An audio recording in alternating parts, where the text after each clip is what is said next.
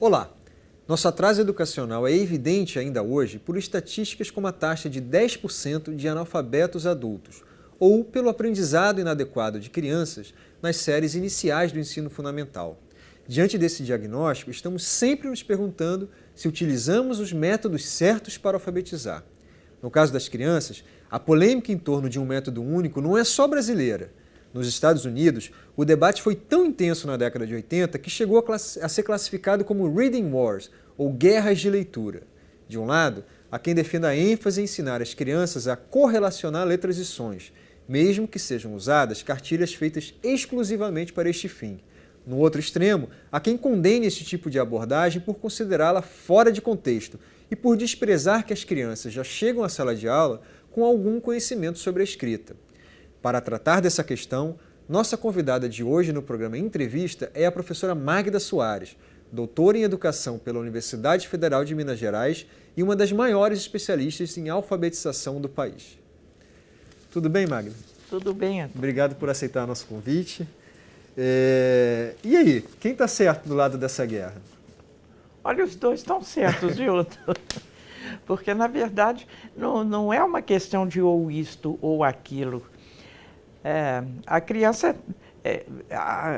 aprende a ler e escrever, obviamente, convivendo com a leitura e a escrita, né? Com a leitura e a escrita reais. O problema está em outro lugar, como eu vou dizer daqui a pouco. Mas ninguém nega, ninguém nunca negou, e é impossível negar, do ponto de vista cognitivo, do ponto de vista linguístico, que para aprender a ler e a escrever é preciso fazer a relação dos sons com as letras, dos sons com os grafemas. Porque o que é a nossa escrita alfabética? É um registro dos sons, e de acordo com um sistema de representação que é bastante complexo. Então, o que a criança tem que aprender é relacionar os sons da língua com desenhos que são as letras. Sem isso ela não aprende. A questão é fundamentalmente de como é que a criança vai aprender isso. Ela vai aprender isso primeiro, para depois ela ler e escrever, que é muito como se falava antigamente. Não, peraí, primeiro você vai aprender a ler, depois você vai ler aqueles livrinhos que você está curiosa para ler, né? As duas, por que não as duas coisas ao mesmo tempo? Tem de ser, inclusive para que a criança sinta que ela está aprendendo alguma coisa que tem usos, né? Por outro lado, deixar apenas que a criança use, conviva num chamado ambiente alfabetizador, num ambiente letrado, e que ela aos poucos vai descobrir, né, o que aquelas grafias representam, que relação que elas têm com os sons, ela até descobre, viu? Porque a criança é esperta. Mas ela demora a escrever e ela sofre um pouco para aprender. Ela demora a aprender e sofre um pouco para aprender.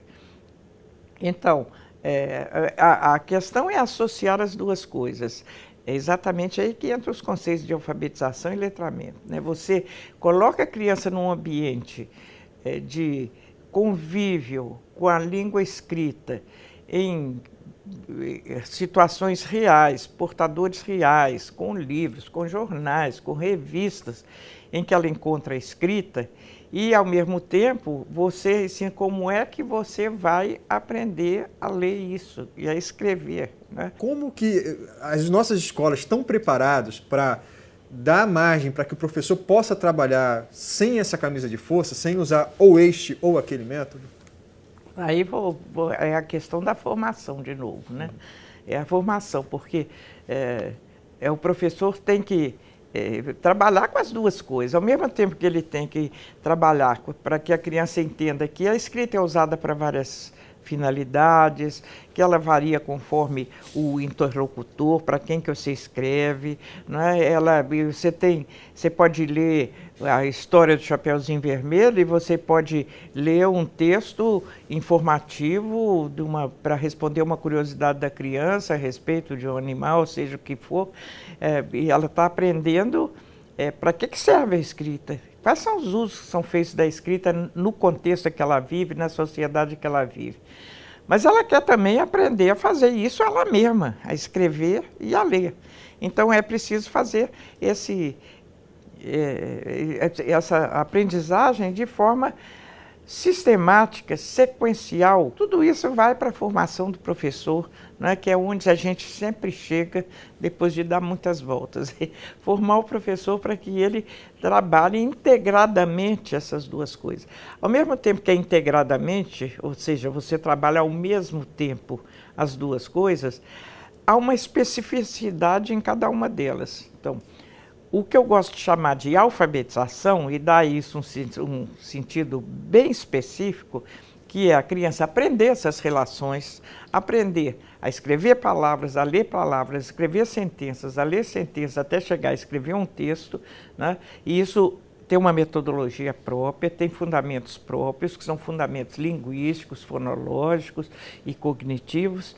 Por outro lado, desenvolver na criança as estratégias de leitura e de escrita, o gosto pela leitura, a compreensão de que há vários gêneros que circulam na sociedade, que há vários portadores de texto na sociedade. Aí é outra metodologia.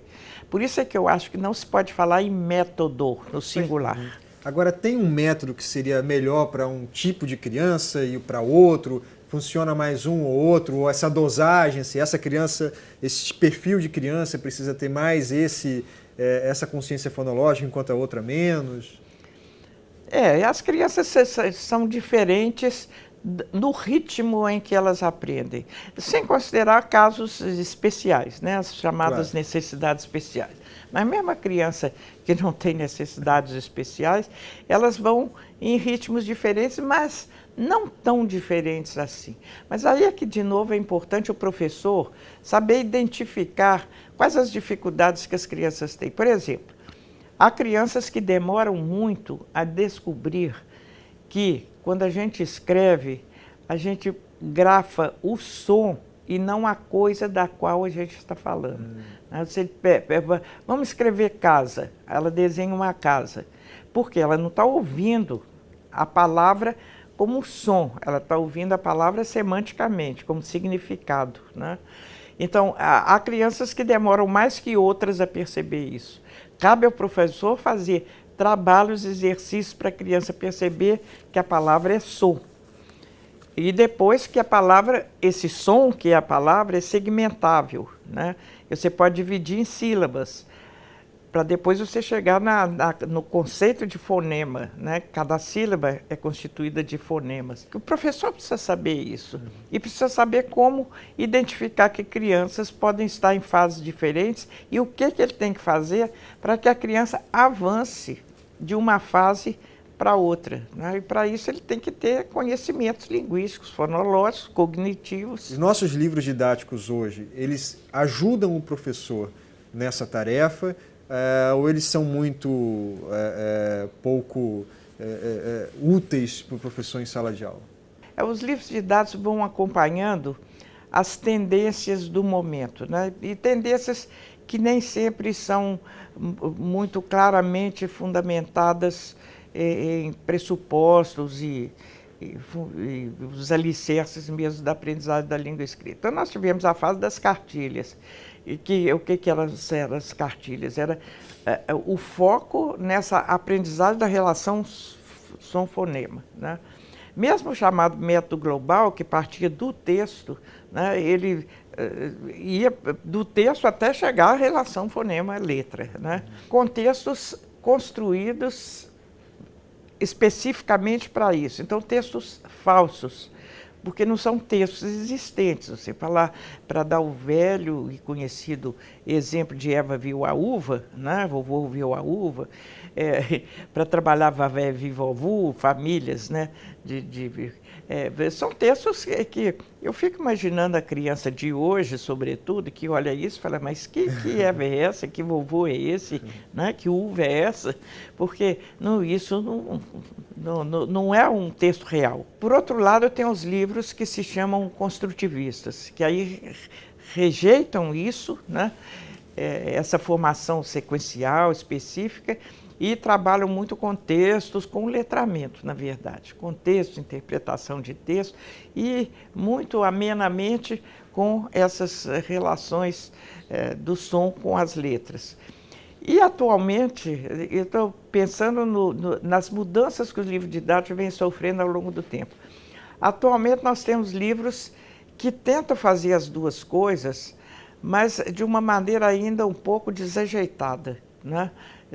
Não há eles colocam a parte, digamos, construtivista e depois acrescentam a parte mais fonológica, digamos assim, né? Sem que a integração fique clara nem para o professor, nem para a criança. Há exceções, claro, mas a minha convicção é que o professor, sendo bem formado, ele saberá o que fazer na sala de aula.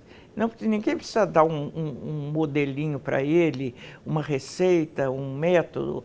O que ele precisa saber é como a criança aprende, ter fundamentos para analisar esse processo de aprendizagem, acompanhar as crianças e fazer as interferências necessárias, que aí é que está a autonomia do professor, né? A senhora estudou por anos na teoria, foi autora de livros didáticos e recentemente teve a chance, nos últimos 8, 9 anos, né, está tendo a chance de colocar na prática muito do conhecimento adquirido e compartilhado no município de Lagoa Santa, não é isso? Como é que está sendo essa experiência agora de colocar a mão na massa? É possível aplicar a teoria na prática e dar resultado? As coisas se movem no mundo real? Eu tenho aprendido mais do que tudo que eu aprendi com as minhas pesquisas, meus estudos e as minhas leituras. Por quê? O que eu tenho aprendido é que essa interação das teorias com a prática que constroem o conhecimento. Não é a teoria que constrói o conhecimento, nem é a prática que constrói o conhecimento, é a interação entre as duas coisas, né? Então, esse trabalho de estar junto das escolas, junto das professoras, recebendo delas a prática e ajudando elas a entender essa prática com as teorias, corrigindo as minhas teorias quando eu vejo que elas não funcionam, elas me mostram que elas não funcionam. E, por outro lado, as minhas teorias mostram a elas por que não está funcionando o que elas estão fazendo. Então, é nessa interação que realmente se compõe. Por isso é que a formação do professor tinha que ser alguma coisa que fosse nesse sentido. Eu acho que a maioria das redes municipais do país poderiam desenvolver um processo desse, né? Uma professora de cada escola, escolhida pelas suas colegas, para que sejam professoras reconhecidas como uma liderança, né? Que estejam na sala de aula, porque elas estão na prática. Eu me reúno com elas toda semana, durante uma tarde inteira, às vezes uma manhã, para nós discutirmos o que elas trazem lá da prática. Elas têm contato permanente com as suas colegas, trazem da prática, e nós analisamos isso, e elas se sentem, as professoras estão sentindo muita falta de entender melhor o que é essa coisa de consciência fonológica. Então, a gente trabalha consciência fonológica e tenta traduzir aquilo na prática. Elas praticam, voltam com resultados, se deu ou não deu, né? Então, essas que compõem um núcleo de alfabetização e letramento, elas são uma liderança nas escolas e trabalham permanentemente com as suas colegas. Eu vou também muito às escolas, reúno com as diretoras, às vezes sinto falta assim, vou reunir todo mundo da educação, as professoras da educação infantil, para a gente conversar um pouco, porque nós começamos na educação infantil. Essa é outra coisa que o país está precisando entender. Gostaria que houvesse mais pessoas que entendessem o quanto a gente aprende com isso e quanto é gratificante, sabe? Mas eu não sei, já houve pessoas que brincaram comigo assim, não tem um jeito de fazer um clone da senhora, não. Precisa que haja pessoas.